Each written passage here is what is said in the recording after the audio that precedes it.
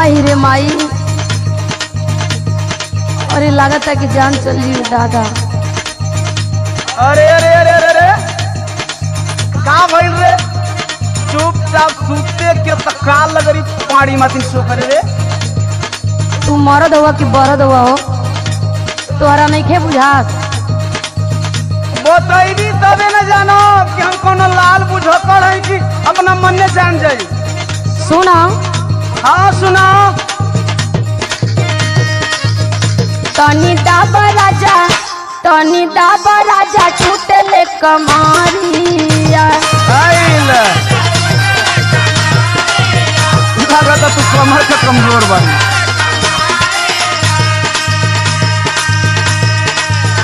कबो नीचे टूटे कबो ऊपरिया, कबो नीचे टूटे कबो ऊपरिया।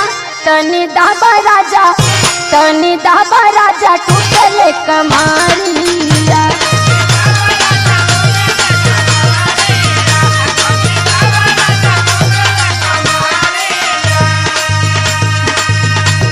सही मेरे बड़ा बड़ा बुखड़ गइल बा। तुमके मजाक लगता?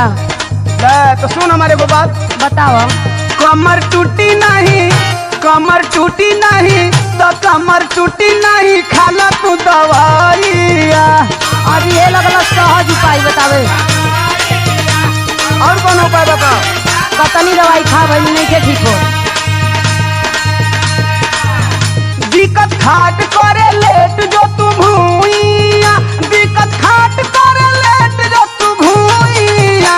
कमर टूटी नहीं हो, कमर टूटी नहीं तो कमर टूटी नहीं, खाले तू दवाइया।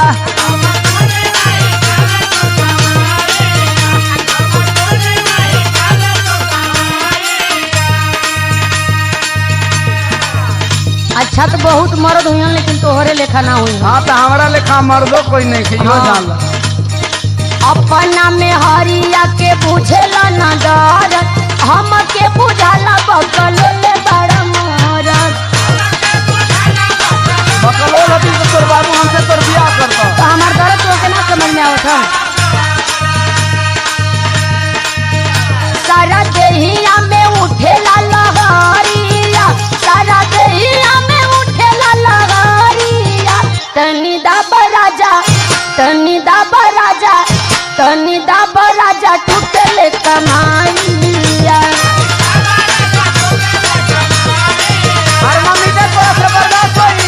एकरी अलावा कुछ और जाने ला। सही सही दुखता की करताली ढोंगावा, सुतही के बेरी कवनु पटल हरोगावा।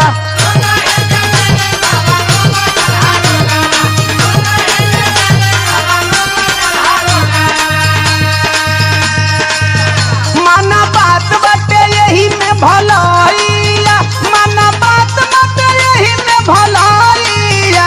कमर टूटी नहीं, कमर टूटी नहीं, कमर टूटी नहीं, खाला तू दवाइया।